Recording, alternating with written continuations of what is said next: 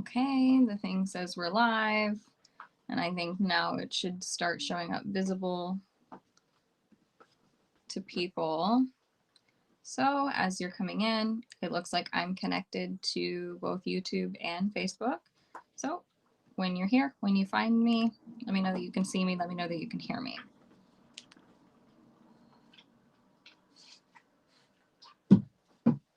And let me know if you can hear Torch throwing a rawhide around,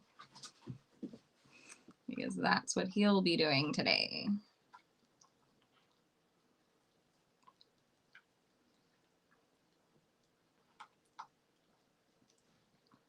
If you're coming in, let me know if this is your first Monday musings with us. I know we got a lot of new members over the weekend because of TLC. Torchy is indeed in the house, but he's got his farmhounds rawhide, so hopefully he'll be happy and content. He's had a not his best day ever, right? There have been better days for dogs around here. Having their buddy. So he is the chosen one today. Okay, so everyone recovered from the Lemonade Conference. You can chat about that. Tell me what your favorite presentation was, or just highlight something that you kind of took with you from the experience, something that you want to work on for the next month. Tell me what's going on.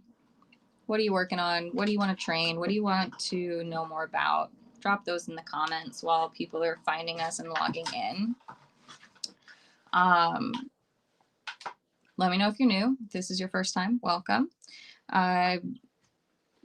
Housekeeping things. If you have a question, just drop it in the comments. Everything should show up pretty clearly for me. I'm able to see comments and read them on my computer screen while I talk to my camera screen from my phone. And like I said, if you have a question at any point, just drop it into the chat. Today we're going to talk about the first time. Excellent. Some first timers, some second timers. I'm really, really glad to have you guys. I try to do these every Monday. Every now and then life gets in the way and Mondays aren't possible, but most of the time I'm here every Monday, and we try and post the topic on the Friday before, just so everyone gets excited and some build up can happen. And if you ever have questions or something that you want me to chat about, you just post it in the group, and I do my best to try and cover all the things that people want. So tonight we're talking about, what maybe my first 10 things that I'm focusing on with my agility puppies, what that might look like.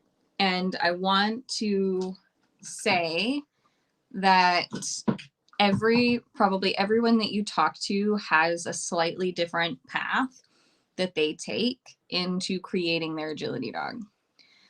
Everyone has different priorities when they're creating their agility dog. Everyone has different goals when they're creating their agility dog, and everyone has different resources when they're creating their agility dog.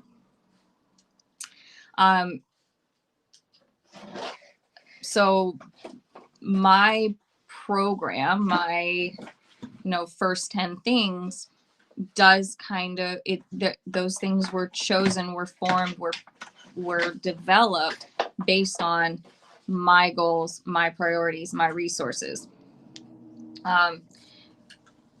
If you're not new, you've kind of heard me talk about splitting my training into kind of 4 umbrella groups, and those are essential skills.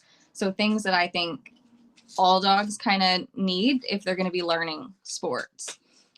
So when I was running a training school with multiple instructors and 30 or 40 classes in a week, any dogs that came new into our program would start in essential skills, regardless of what sport that they were going to branch out into. Obedience, agility, rally, things like that. They're just the things that I think dogs need to be able to learn in different environments, compete in different environments, and so things. So that's essential skills. So there are gonna be a few things that fall. I'm just looking at it. 8 of the 10 things that I'm going to talk about fall under this category, and they can fall under different categories. They don't all fall under one specific thing. In fact, there is no skill that lives in only one umbrella. So there's a lot of overlap in what I'm training. So, but those 8 of those 10 things are going to help me no matter what sport I'm going to play. So that's super cool, right? So that makes those skills even more valuable to a young puppy, because it means I'm not dumping all of my time and energy and training resources into one sport. And if that's a priority for me, it's super flexible. The next kind of bucket is handling skills. And of course, this is going to be specific to agility, because I need the dog to be able to follow my physical cues. I need to spend some time reinforcing what the dog naturally knows and how to follow my handling skills. The third bucket is going to be obstacle skills. So I've taken all of the final product of the obstacles, all my contacts, on my weaving, tunnels, jumping, table, everything. And I've broken them down into step-by-step processes. So if you've ever taken an obstacle skills class with me, some of these skills will be familiar, because my obstacle skills class starts at basically nothing. You could take an 8-week-old puppy through my steps and just add on steps as they're physically and mentally mature enough, and voila. So that bottom row of skills essentially will be a part of my top 10. And then we also have the fourth bucket is ring prep skills. So these are the things that I need specifically for competing in agility. So this is really important. And yeah, I'm starting these skills from day one. Some of the very first things that I'm teaching them is in preparation for competing, okay, because that's a really high priority for me. So it goes straight into the program from a very, very early starting point. Torch is judging me for these things. I promise, buddy, you have all of these skills, okay? When I talk about these, they're not in any particular order, because I'm going to be completely honest. I'm probably teaching them all kind of at the same time. I don't, especially with a youngster, I don't tend to hyper focus on 1 or 2 skills because so many of these things are intertwined. I need to progress in one area to be able to continue progression in another. So there's no like, oh my gosh, I need to get this done before I can do this. It's kind of the beauty of these 10 skills is I can do a little bit of training in each of them, and it all just kind of comes together. I was just talking with Sheila and Liz, Torchy's breeder owners, the other day, or maybe like a month ago. I said, this dog knows nothing. I'm sorry. I've had him all this time and I don't think he knows anything. And then I was sending them a message the other day, and I'm like, oh my God, this dog knows so much. And that's exactly kind of how it happens, is I feel like my training is kind of scattered.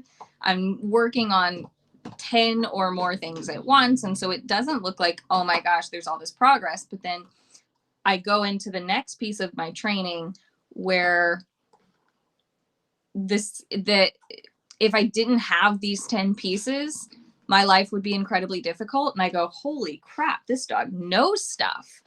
So that's kind of how I train. And if that makes you uncomfortable, I'm really sorry. But I think this is like the most organic kind of non-pressure approach to training. And again, that's my goals. That's based on my goals, my priorities, and my resources. I don't train for long periods of time. Usually when I train, I'm training 2 to 5 minutes. The longest training session I think any of my dogs have ever had is 10 to 15 minutes.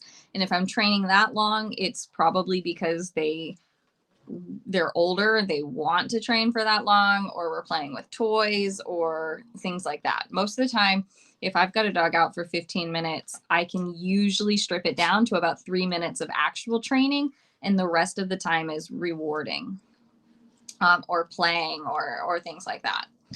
So, all right, we're clear on my buckets and kind of how I train, mostly. There's no questions coming in, so I'm going to assume you're all right with what I'm saying. Now let's talk about the individual skills and what buckets they fall into.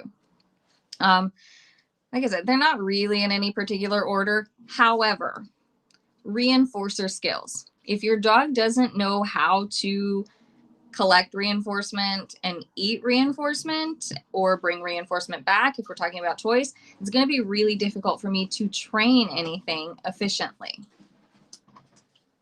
I'm going to grab this question real quick. Are you planning note-taking to figure out what skills to work on any given day, or just seeing what the puppy is up to that day? I am taking some notes. My notes, oh my goodness, hold that thought. Where did you get that? Where did you get that? That's not for babies. This is for Megan's. Where did you get that? Okay, you can have this. Yeah, chew that. That's a better option. I do make, yeah. So I do make lists. I haven't made my list for this week. I was supposed to do it yesterday. So this is last week's list. I'm currently like actively training 3 dogs. And so I look at all the things, if I'm taking online classes, or I have my own kind of agenda that I follow. So if I'm doing those things, I am kind of reviewing any material that I need to for that week, including any videos that I took throughout the week. And I just make a list of things that I want to work on. And I base them off of, am I going to be training from home? Am I going to go to the agility field? Things like that. And I just have a list. So that the list, no, you're staying on the ground. Thank you. So I can take the list everywhere with me. And then I can just kind of stay on track. Like, oh, I was going to work on this week. I was going to work on that this week. And then I'm not like married to the list. The list is just there to help me stay sort of on track. What are you doing now? But if the puppy's like, I can't do that today, or my brain is fried, or, whatever, then I just, all right, we're not doing that today. And I go to the next thing, it has to be flexible. I know all of us like want to plan, we want a blueprint, we want do this at this age and then do this at that age. And oh my goodness.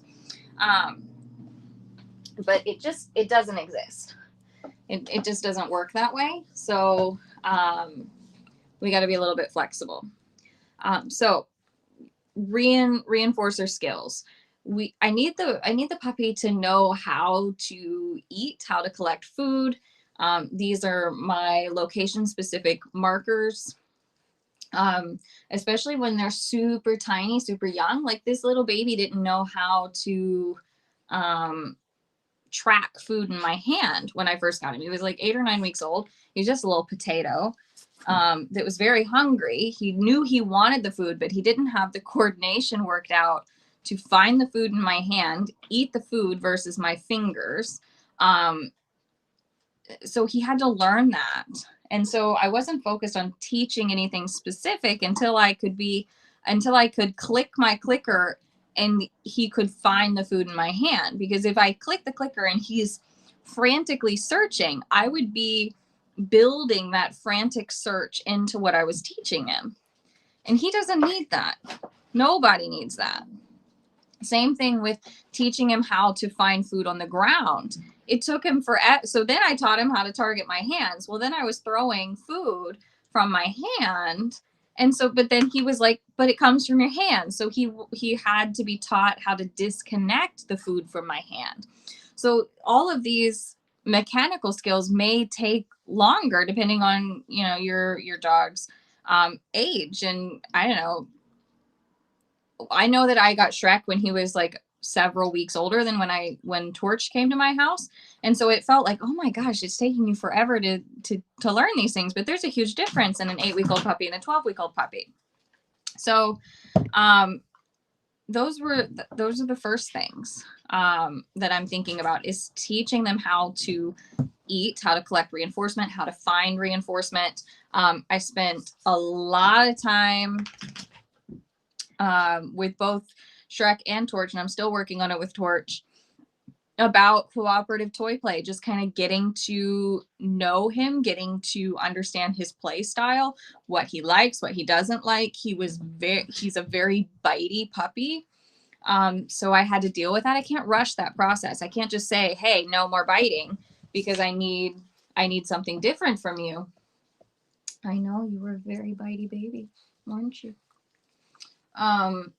So all of those things needed to be worked out before I could think about training specific behaviors with those reinforcers.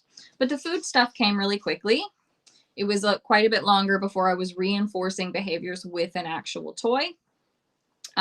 So those things. The other reinforcer that I'm really interested in teaching them when they're young is that the food and the toys are not actively on me.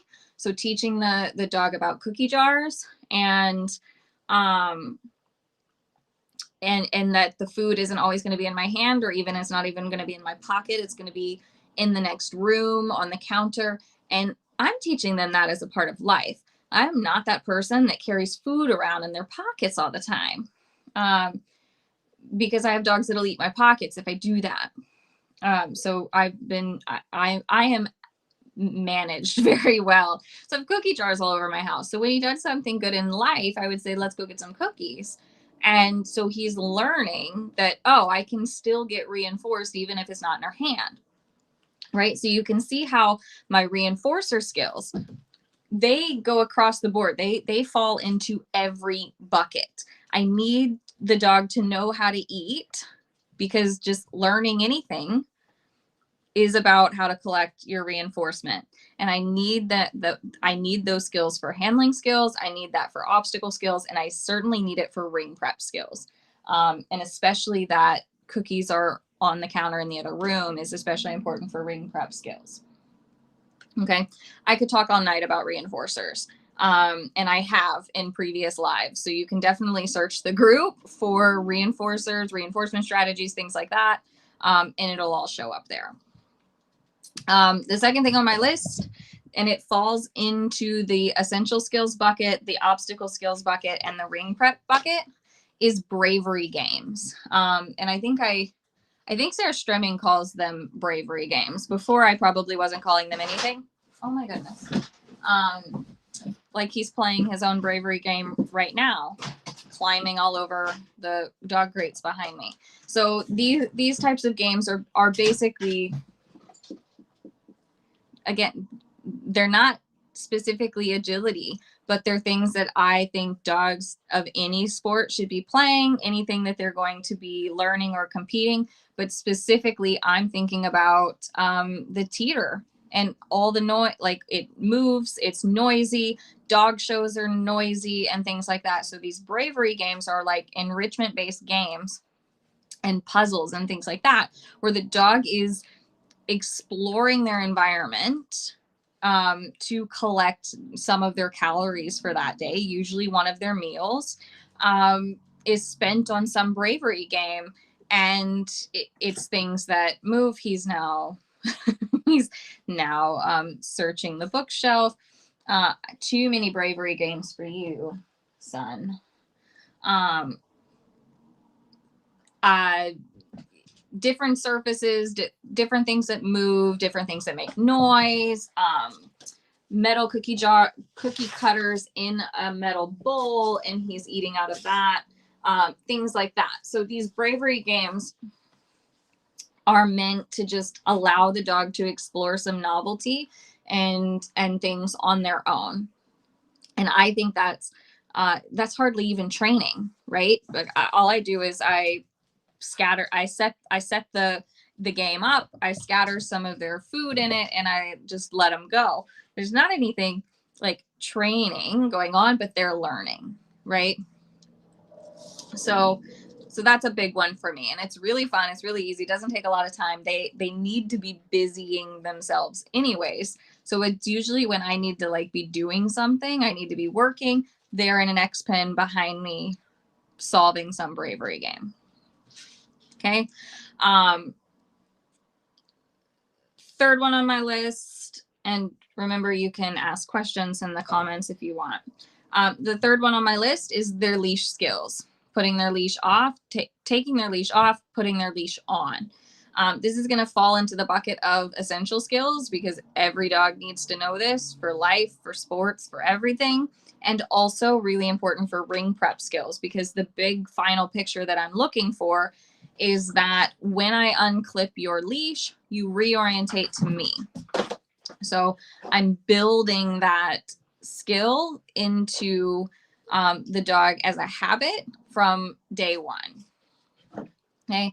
I'm also building into the dog as a habit that good things happen when I clip your leash on, because so often unclipping the leash leads to a freaking good time, right? Either training, running in the yard, running on the beach, running in the woods. Torchy, come here. I can see your naughty wheels turning. Come on. I know what you're thinking, and I don't want you to do it. Yeah. So really teaching these habits from a very early age, that when I put your leash on, it's fine.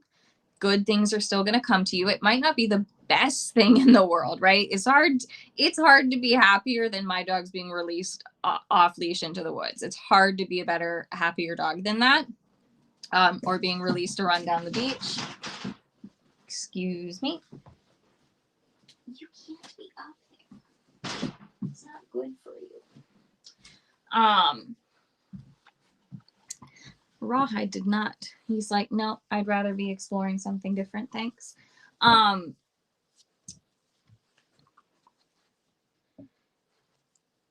So it's an important concept, period, that sometimes you're going to have to, that the fun stuff, the stuff that you prefer, the access to reinforcement that you prefer, running in the woods, training, doing agility, things like that, is going to end. But it doesn't mean access to reinforcement is over. So I really want to condition them from the very beginning that putting on their harness and putting on their leash and getting leashed up isn't a bad thing. And that also when I take your leash off, I need to know that your head is in the game. So I need you to orientate to me, right? I do not let dogs bolt off. When I unclip their leash, if their default is to just bolt off away from me as quickly as they can, I don't want those feelings coming into my sport specific behaviors. So I want to be really careful about what habits that I'm creating around the leash. That's what he wanted. And he's now gotten it. He wanted to be up high in the window like the little goat that he is. Can you give more examples of how you're building those good feelings for being leashed? Is it just doing a bunch of your training on leash? I include the leash a lot. And this is something that doesn't tend to happen when we're training at home or training by ourselves. We just move from one place to the other, or we just go outside without a leash and things like that. I am using the leash most of the time in my training, especially if I'm elsewhere. I can be a little bit lazy when I'm just training in my living room, because I'll just let him, you know, he's just hanging out with me, and I'll look down. I'm like, you want to do stuff? And he's like, yeah, I want to do stuff. So it would probably be a good idea, if you're not training elsewhere, to include the leash in your training at home, because one, they're going to start to go, the leash may mean training. The leash may mean this. The leash may mean that. So they like getting their leash put on because you're going to take it off and things like that. But anytime I put the leash back on, good things are going to happen. One, I'm either going to take it back off and do another rep. So one of the things that I really enjoyed doing in group classes was having them put the leash back on between every single repetition, because it does a few things. If you teach agility, pay attention, listen up. It meant that excuse you, sir, I would not talk to the student, not give instructions for the next repetition until the leash was on and the dog was told he could take a break, because now the dog is being like paid attention to, cared for, they're settled, and then I could talk to the handler and then they could do another rep. Thing two, for the dog's period, the dog is like, oh, the leash is just happening, right? If every time the leash comes out, the game is over. It doesn't matter if they get a raw bone in their crate every time. The leash will signify game over, and you will start to get a little leash aversion. But if the leash is just a part of the process and there's no like ritual as to when the leash comes out or when the leash goes away, they get a little bit more used to it. So I would just encourage you to use it, period. And any time that the game really does have to be over when you put the leash on, I would make sure that the dog is getting access to some other reinforcement. So when I put my dogs back in the car, they're going to get something yummy for it. And things like that. So I just reinforce it a lot. It's no different than, because reinforcement history will prevail, right? It's even like when a dog recalls off of a squirrel, it's not because what you have is better than a squirrel. It's because your reinforcement history for your recall is greater than chasing the squirrel. So it's a numbers game. So if I reinforce every time that my dog has to have their leash be put on, and I reinforce that a lot of time with continuing the action, you're not getting on my desk. Why are you so needy right now? Then you're gonna get far. But if the leash is always reinforced with something that's not that great, then you're gonna have leash problems. Okay. He seems to be content with that now.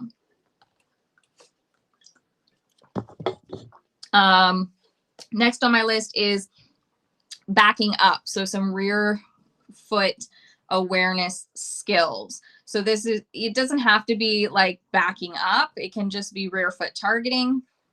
I don't do a ton of rear foot targeting anymore because I created specifically rear foot targeting. I created a dog with very dancy rear feet, and that doesn't help me. So I really like teaching just backing up and then being able to get to a stationary place. If I have other purposes for teaching, like rear foot targeting and separate rear foot lifting, I can't think of them in application for agility, but by all means teach it. My rear foot awareness that I do for agility that just falls under essential skills and obstacle skills is simply just teaching them to back up onto a mat. And then eventually when that turns into teeter skills, it will be back up onto a wobble board and things like that. Okay, so that one's kind of boring, but I do it. And it was one of the first things Torch learned right after he understood how to track food. He was very, very small and he was learning how to back up. Okay, come on. Wait, you want up here or not? You're not very good at being a lap dog today, but I'll hold you. Okay. The next one that's going to fall under just handling skills and obstacle skills is wing offering. And this is my core basic. It doesn't have to be a wing. It can be a cone. It can be a barrel. It can be a trash can. I don't exactly care because it's just look at the obstacle essentially. So it is the core skill to all of my handling is that the dog needs to be taught how to look at obstacles. It's a really high priority for me that I build obstacle focus, because all of this other work that I'm doing is truly centered on handler focus and the dog looking up at me and looking up at that. So very early in the dog's education, I'm also teaching the dog how to look away from me, how to look at the obstacles, how to choose obstacles. So we've also had some talks in here. Oh dear. He's trying to strip me. We've had some, oh my goodness. We've had some talks in here about obstacle focus, obstacle commitment, building obstacle focus. So you can search for them in the group as well. But that is the first thing, is being able to teach commitment is the dog looking at the obstacle, the dog choosing the obstacle. And then from there, once I have a dog, I know it's warm today. Once the dog knows how to choose an obstacle, I can then teach keeping commitment to that obstacle. But I first need the dog to know that looking at an obstacle is a reinforceable behavior. So like I said, it can be a cone, it can be a wing, it can be whatever, it doesn't matter. But what, no, I'm sorry, you can't go up there. But I am introducing it very early that, and I have these videos on my Instagram. Torch is doing these things.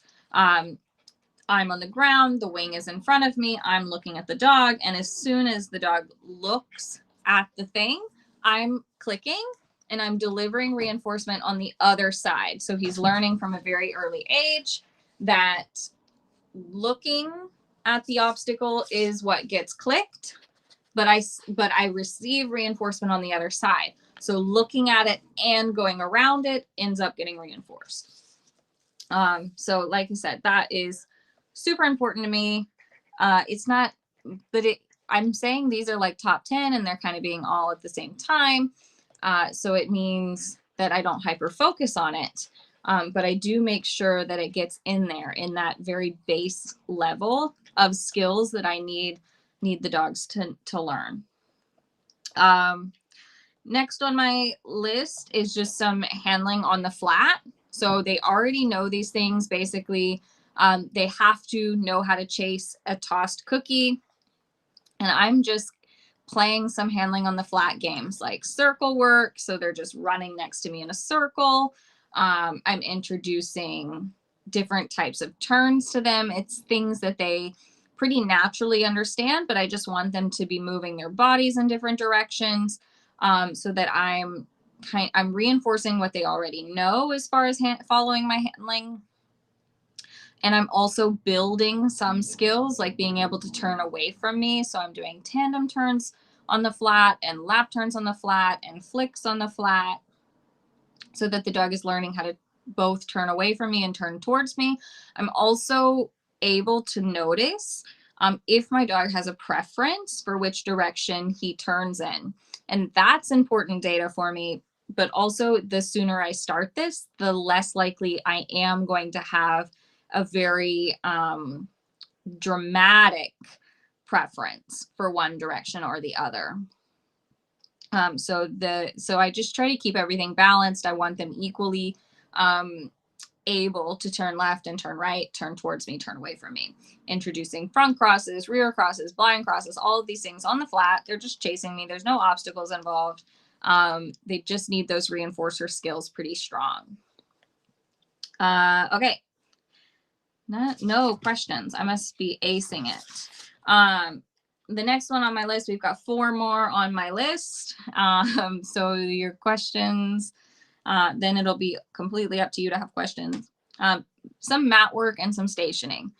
I use a station all the dang time in my training. I didn't even realize how much I use it, but it makes so many things so much easier if I can send the dog to station or use the station to anchor the dog in one place while I work on other things. If the dog has value for getting on something, all of that's going to transfer later on when I'm trying to teach them how to get on a teeter, get on an A-frame, get on a dog walk. It's just nice. I use stationing a lot to teach my start lines, teach my contact behaviors. It's just a great concept. And obviously, I'm going to use it to help my dog learn how to chill out, wait their turn, things like that. So some sort of mat, stationing, happy crating, all of those things. Obviously, that's a skill that I think should happen for all dogs. And that's stationing helps me teach obstacles. I just posted a video recently on Instagram, I think, about teaching Torch his rear cross basics. And I'm using the station because it just made sense to me to anchor him so that he could be still and he could focus on what I wanted him to focus on. So I have taught so many things with the help of a station. So maybe that's probably actually the first thing he learned after he knew how to eat was stationing, because I can teach him so many skills and concepts while teaching him how to station. The next thing on my list is ready to learn. This is basically, can you hear me when I say your marker cues? Do you want this reinforcer? And I do this everywhere. So, I taught it to him in my office, then I was in the kitchen, then I was in the living room, then I'm in the front yard, then I'm at this place, then this place, this place, this place. It's, can you hear me can you hear this clicker? And when I click, do you look for the food in my hand? Can you hear me say get, and do you look for food that I've tossed on the ground? Can you hear me say these things? Because this is what I need you to be listening for so that I can teach you something. So I start all of my sessions asking the dog. So if I'm gonna use a clicker for something, that's the first thing I do. If I'm gonna click and I'm gonna deliver the food between his feet, that's the first thing I'm going to ask is he's going to be looking at me like, okay, lady, what are we doing? And I'm going to click and I'm going to put the cookie between his feet, and I'm going to click and he put the cookie between his feet, click, put the cookie between his feet. And if he can do that and he can eat the cookie and reset really nicely, eat the cookie, reset really nicely, then I'm like, okay, you're here. You're cool. You can probably learn something. But if I click and he's like, do, do, do, do, do, do, do, do, do, do, do, do, he's not looking for the food. Well, did he not hear the click? Or is he saying, I don't know what the click means, or I don't know what the click means in this situation? All of those things. If the dog doesn't want the reinforcer, oh my word, you really can't be up there.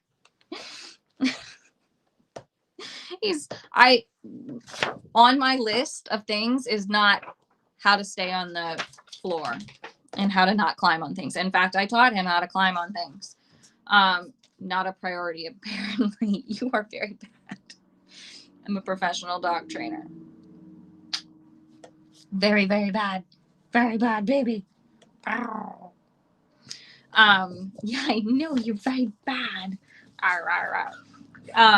So this ready to learn skill is basically, do you want this reinforcer? And do you know how to respond to this reinforcer?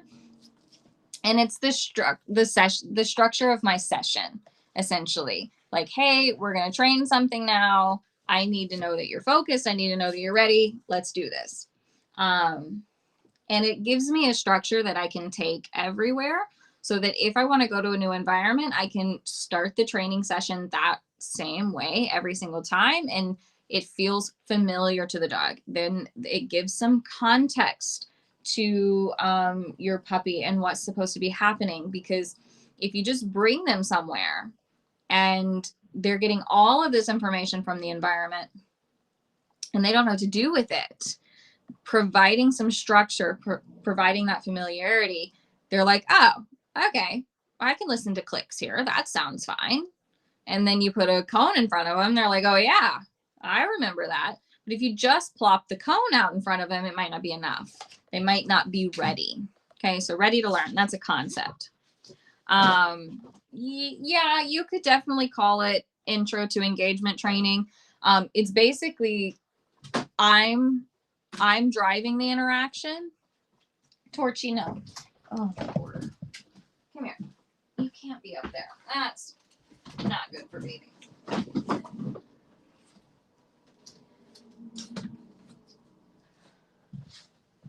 Yeah, you could definitely call it an intro to engagement. I'm driving the interaction. And eventually, and I do it Eventually it turns into a ready to work protocol where I teach the dog that the rewards aren't going to be directly on my body, and we have the same kind of communication. And pretty soon the dog is kind of driving the interaction themselves. They're coming out of the car, ready to go. They're pushing me like, yeah, let's do this. Let's do this. Let's do this. But, because the structure is the same every time, but it is a very basic level of engagement training.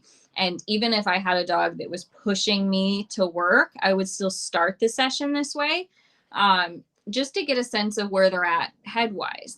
Because if I click and they don't respond to the click the way that they normally do, that's information. Or if I throw their Frisbee and they don't chase it, well, my options are don't use the Frisbee or pack it up and go. Depends on, what my dog thinks about training and Frisbees and what the history says and just my dog's personality in general. But it just gives me a lot of information. I would much rather know before I start that I don't have the dog's head, or that the dog doesn't feel like kibble today, or doesn't feel like Frisbee today in this location, before I ask for weave poles and then find out he doesn't want the Frisbee, because those things. So it just gives me an opportunity to assess where they're at mentally as well. The next concept on my list is stay put versus go. And this is very closely tied to stationing, but it's like this thing in agility. I went through it. I don't know if it's still a thing, but it was once a thing in agility that you don't want to teach the dog any control behaviors, or any stay behavior when they're young, because you want them to only be thinking go, go, go, and go fast and yada, yada, yada. And I think that that's valid for some dogs. I think it's valid if you've got a dog that stays put really easily. No, come here. You cannot be up there. You have so many amazing things on the ground level to play with and chew on. So many. How old is he now? October, November, December, January, March, April. He's like 9 months old. I have zero control over this animal.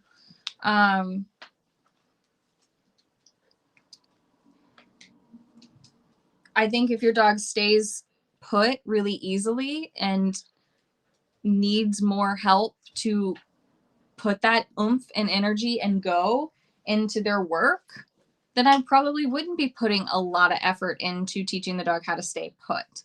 But if you have a dog that is go, go, go all of the time and is always forward, always always on the go, always moving, stay put is one of the first things I need them to teach, because I can't like teach anything unless they know how to be still, right? So everything is in a balance. But I think you have a much easier time teaching them how to stay when they know when to go. So if you have a dog, so that's why it's called stay put versus go, because then it's completely individualized for each dog. And he tried to go over there again and get up there again, but he's like, he knows that I'm gonna remove him, so he says never mind. It's stay put versus go, so that it's balanced based on what the dog needs. If they know when to go, they will learn when to stay more easily. So when I'm teaching duration behaviors, I don't teach sit, then I need to tell you to stay. I teach sit there until I give you a word that means go. And that does rely on their reinforcer skills, because chasing tossed food requires that they go. So when I'm building these duration behaviors, like stationing, it's be on the station until I tell you to chase food. So they're learning I stay here, but then I get to explode forward. And so if I need a dog to move more, I'm doing more go. And if I need the dog to, if I'm trying to build more stillness, I'm using a room service reinforcer where I'm bringing the food to them. So I'm asking them to stay put, stay put, stay put, stay put, now go.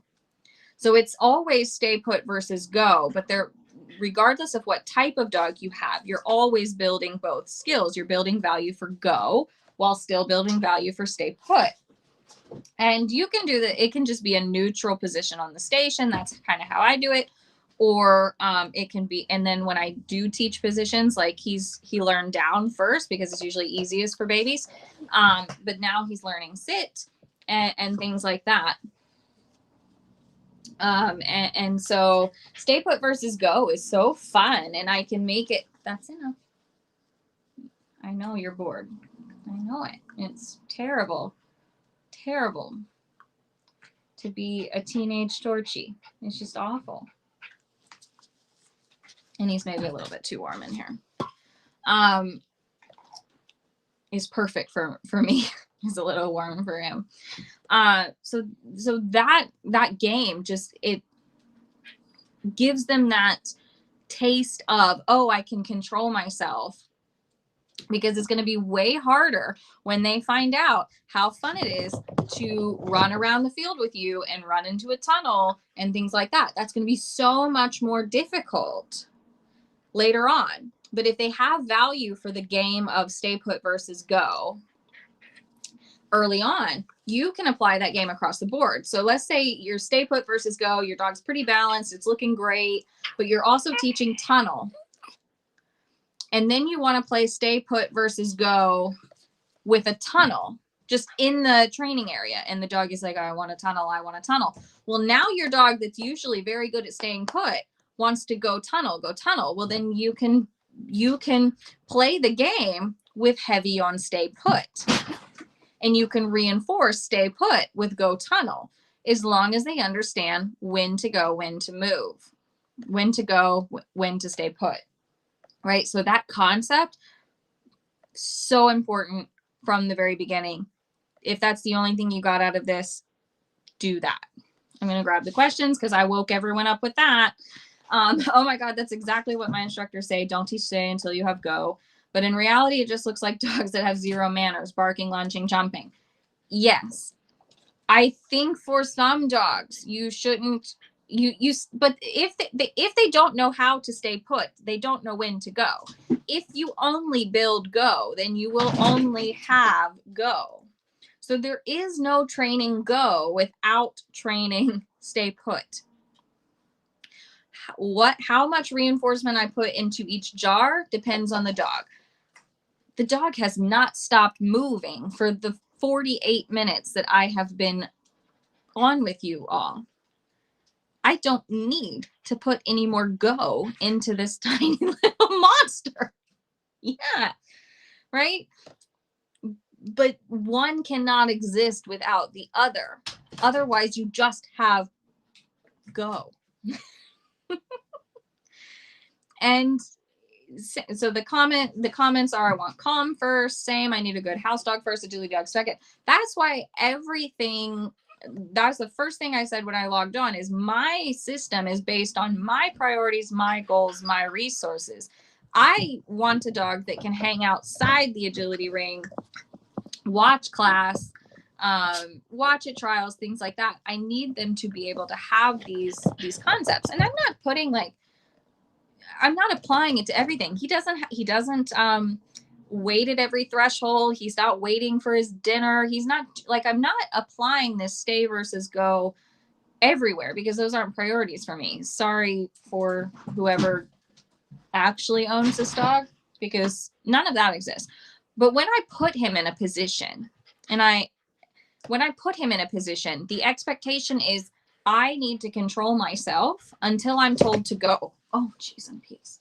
So when he's put into a position, and if I could pay attention to him here, I could maybe put him in a downstay and get through the rest of this live chat. But I don't think that's happening in the state of mind that he's in right now, because he's a little bit wild. But I do think they need that concept. I don't think it needs to be their concept 24/7. It doesn't need to be their life. But they need to know that there is no go without stay put. And there is no stay put without go. So if I had a dog that liked to stay put, I might be running. I run those dogs back and forth between stations because they know they get to stay put on the station. So running to another station, I'm building go. Why do people think that teaching a dog when they should turn off means that they won't be able to turn on? I don't know. I don't know. It was cultural fog, myth. They had a dog once that, I mean, it can happen, right? So Smack and Shock are full siblings, and Smack is crazy aroused at movement. He was that puppy that he'd be in the parking lot of an agility trial and he is at the end of his leash, bark, screaming. He was that puppy. He's fairly functional in a trial environment now. It's difficult for him, but he can. I wanted to call you Shrek because you're acting like Shrek. Torchy, come here. That's not a Torchy toy. That's a Megan toy. That's Megan's. This is a Torchy toy. He wants my dinosaur, my dragon. He cannot have my dragon. I don't know why. So Smack was that dog. He had all the go. I only needed to work on stay put all the time. That dog did not need to be taught how to go. Then I get his full sister a few years later, and I'm like, all right, I'm ready for it this time. I'm ready to teach the stay put. I know how I'm going to do it. I know how I'm going to make this dog so much better. And she came out and she was like, yeah, I see that they're running. Is it a concern to me? She could watch agility with poise and calmness from day one. She is just that way. Now, I still didn't need to put a lot of go in her because she's a border collie and she goes fast and she likes to do the things, and she's way faster than any dog that I have ever owned. So I don't know. I don't know. I know that it can happen that you get a dog that you don't need to put a lot of stay put in, and you do, and then they have a harder time going. But most of the time it's the opposite. And especially now when dogs are being bred more and more towards sports, they already got the go. They don't need much help accessing it. They need help knowing when it's appropriate to use it. Like not now. We're almost done, baby. I'm going to grab this question and then we have one more concept to cover. On that note, are you taking your puppies to trials and classes and whatnot before they're completely calm around agility and then just managing the biggest outburst? Or are you waiting until they are 100% solid on calmly stationing ringside? Is a good question. I have done this a ton of different ways. I am going to be honest and that I have never, ever attended a puppy agility class. Never had one available to me or one that was all that one that I wanted to attend if it was available to me. But my puppies so far, besides this one, so Torch, I've raised him in a pandemic. He hasn't been to a class. He hasn't been to a trial. He's been to a lot of different places and he's seen a lot of different people and he's seen a lot of different dogs, and we're going to cross our fingers that it works out. But he's not been to a single agility event. I don't know. So we'll see. We'll see if it's better to wait or not. He's been a lot of places. He's not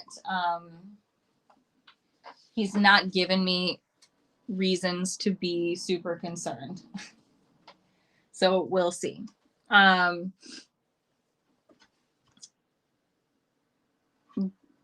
think with the next puppy, I'm going to not necessarily, I'm going to try and split those environments because it's very hard to,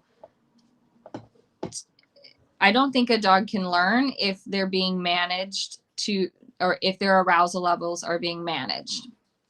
So if I'm going to a class, I'm probably going to prioritize my dog's mindset in this environment versus the skills being taught in the class. So that's a tall order, because that means if I have to leave the room or skip a turn or do things, I have to just go with the expectation of I'm taking this class to work on my dog's behavior in the environment. So my dog's ability to cope in the environment, not learn new things. And I think I would then layer in what my dog's able to do in other places. So parking lots, the park. I have a park that's near me that has a playground, a skate park, a dog park, baseball fields. So I can utilize that to my advantage from day one, and just go to these places at different times of the year and different times of the day. So there's varying levels of activity, and say, can you eat here? And I can do my ready to learn protocol, and then I can put the dog back in the car and go home. That's really easy. That's an easy commitment because it's 3 minutes down the road from me. And then I go from there. And then, you know, when I can consistently go to that park at all different times of day and activity levels, maybe I do ready to learn and we do 1 or 2 known behaviors, and I build up from there. And then when I'm ready, I might go 15 minutes down the road to a location and see what's happening and things like that. So another question, do people confuse go and value for the sport? It's absolutely possible. It's absolutely possible. It's definitely culturally standard to focus on speed first rather than like precision and accuracy and how the dog feels emotionally. Saying the dog doesn't have enough go takes the pressure off the handler by putting it on the dog, but isn't it more likely that it's on the handler? Maybe. I have never really had, I can't say I've never actually focused on building go. I just think it's there and how I train and how I go about things. And I've gotten fairly lucky, and I have dogs that already have it in them. That it comes out with confidence, that I don't have to work super hard to get it. I also think it's important that dogs know how to go in other areas of their life. I've worked with a lot of dogs that the complaint is that they don't run in agility. They don't run fast, but the dog has never run anywhere. They don't chase wildlife. They don't run in the woods. They don't run on the beach. Dog doesn't know that they can run fast. So maybe I don't have to work so hard for it because my dogs already possess that emotional feeling of it and they're able to access it easily. So if the answer is not, then what happens?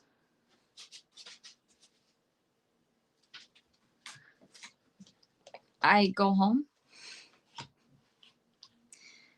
come back another day, try again later. The answer is no. The answer is no. I agree that he's sending us a message and that he's had enough. We are almost done.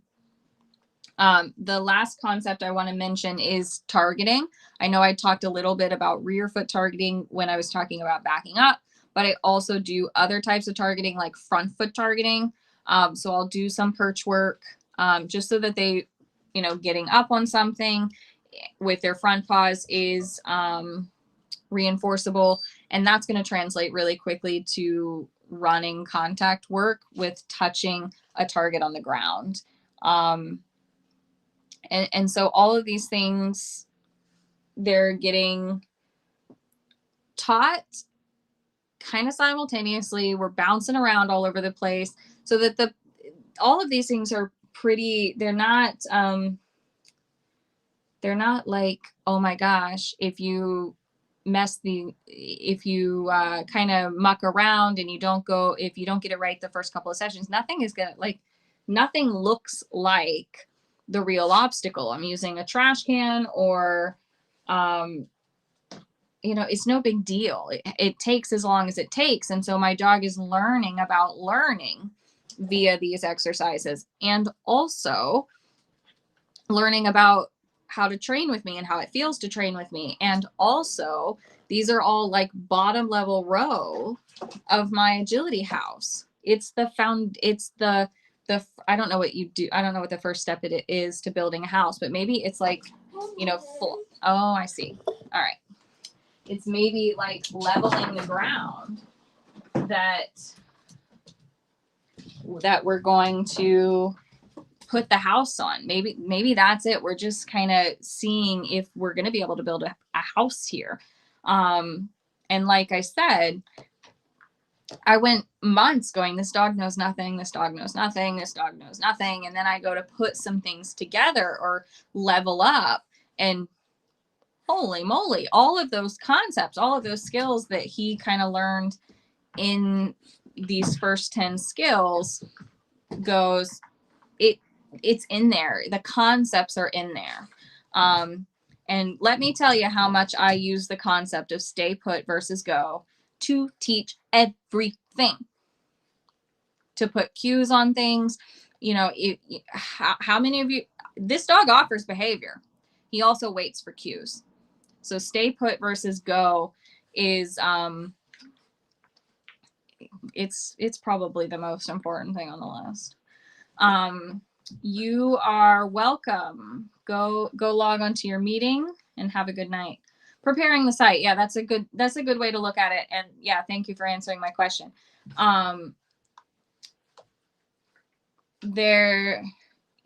These skills, you're just kind of preparing the site for agility skills to grow on, to be built on. Because some of these are going to lock up later. Whereas, I need, wing offering and following the handling. Those are going to lock up together. My stay versus go is going to lock up with targeting. My stay versus go is going to lock up with so many of these things. They're going to interlock together. And then when you go to do something new, you're going to be able to fall back on those skills that have built together. And so it's going to be really, really easy to stack on it.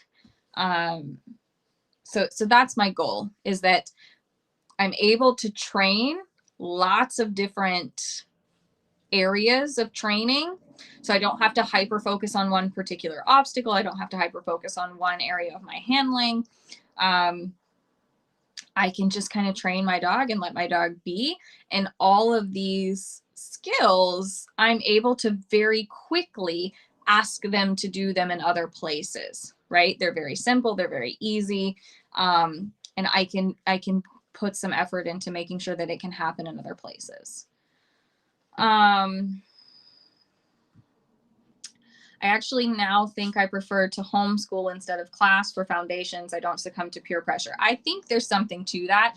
It was one of my least favorite things about teaching group foundation classes, is because it's not the greatest environment for a puppy to be learning in. And so it was very difficult to set up an environment where the dog feels safe and feels heard and feels like they can do the things, and also train all these things at one time. Right. So yeah, it would be my ideal situation that maybe a group foundations class was actually primarily online, like, work on these 3 things this week. Let's meet on Zoom. We can talk about it. And then maybe once a month we meet as a real group, and keep the group really small, like 3 or 4 puppies, not 6, 7, 8 puppies. Holy moly. I always had like 4 or 5 in my groups, and that always felt like too many. Another comment says, so overwhelmed with so many things. I didn't know when I started, and now I need to figure out how to fix. So that's also kind of, you can work backwards a little bit too. So sometimes when I have people coming to me that they're not starting at this bottom layer, and I mean, it's such a bummer to tell people I want to start you at preparing the site. And they're like, but I have 3 beams up already and my walls are started and I don't want to, like, fine. But if everything is, my goal is that all the skills are so interlocked that if you go to put this beam up, it won't fit unless you have those interlocking skills happening. So then it's very easy to see, oh, my stay versus go needs work, or my targeting needs work, or my leash stuff needs work, so that you can't build the next piece of your agility house unless you have these bottom row skills. So you can sometimes work backwards and go, all right, I'm doing this thing. I'm training my teeter and the dog is not stopping when I'm running ahead.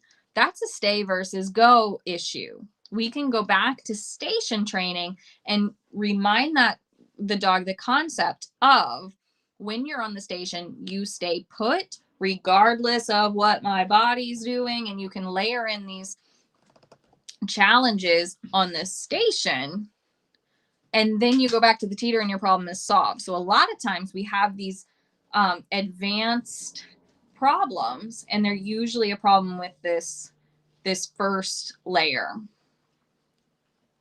All right, so if you have questions, now's your chance, because I'm going to grab this one that's just in the comments and then we're going to start wrapping up. I've got to know your thoughts on the 2 most common behaviors I see being taught in puppy young dog classes. The first one being multi-wraps and heel side positions.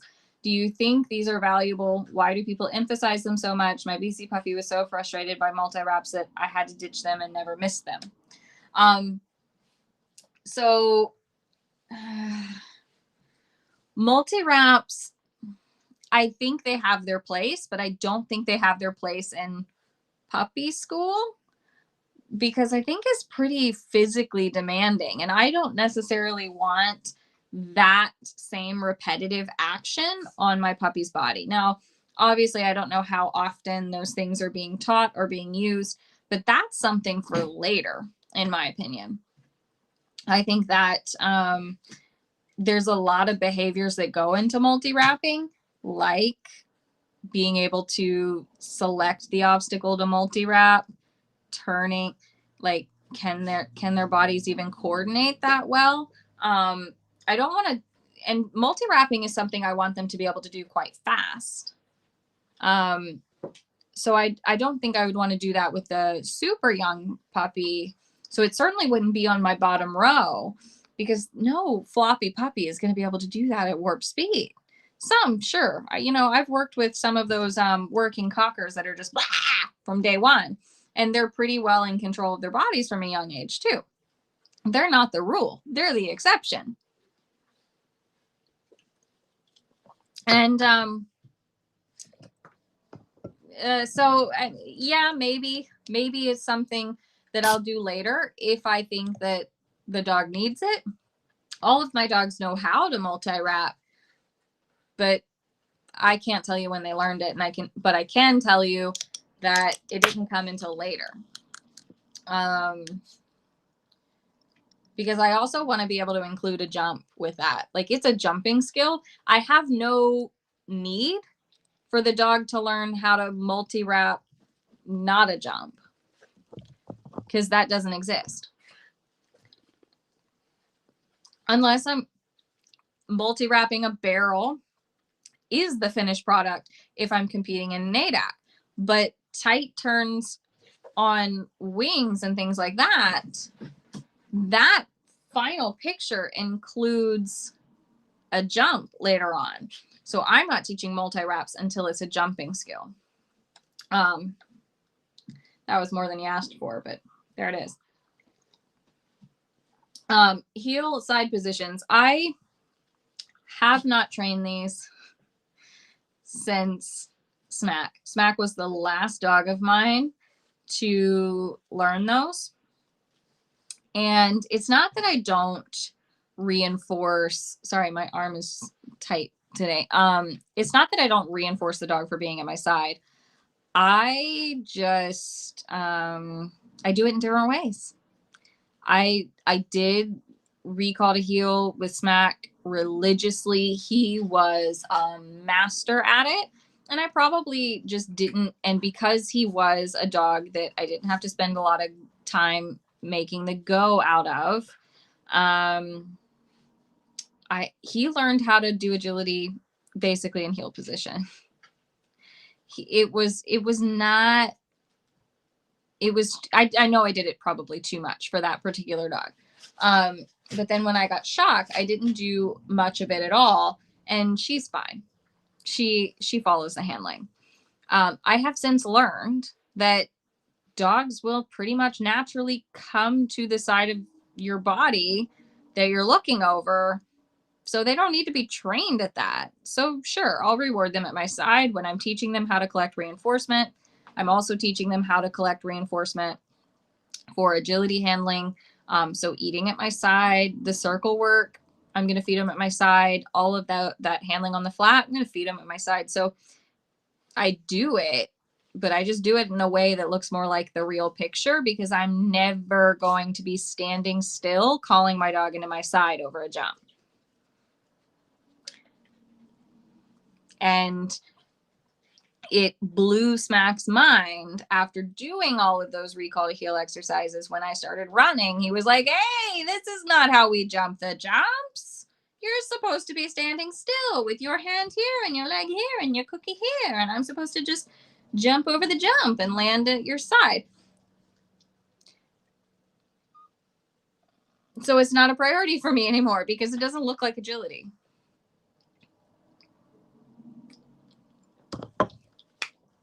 Does that answer it?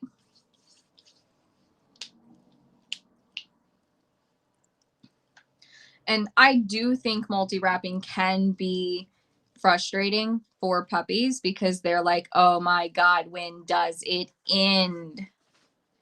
That's a really difficult skill. So if you are teaching multi-wrapping to young puppies, because fine, it like clearly they've not died from it. They're fine. I'm not saying don't do it. I'm saying it's not a priority for me on the bottom layer.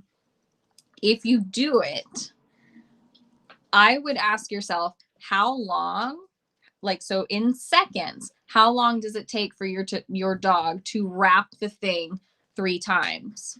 Okay. Let's say it's 7 seconds. Can they do anything for 7 seconds? Can they hold a downstay for 7 seconds? Can they hold a nose touch for 7 seconds? Can they run in a straight line for 7 seconds?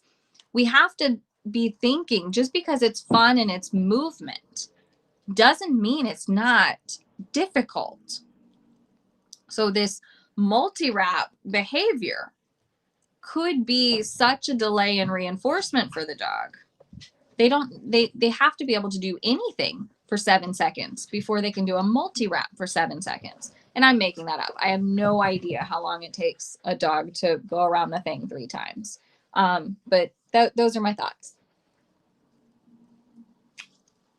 Okay. Those are my 10 things. Those are my blueprint. That's how we make an agility dog. Have we made an agility dog out of you? I think so. I think he's going to be a pretty good agility dog. Pretty good obedience dog. Because he's got those skills too. I'm going to be a pretty good snuggly dog. Yeah. All right. I will see you all next week. Thank you for coming. Thank you for your questions. Thank you for your comments. I know I have a topic picked out for next week. I just can't remember what it is, but it'll get posted in the group by Friday. All right. Have a good evening.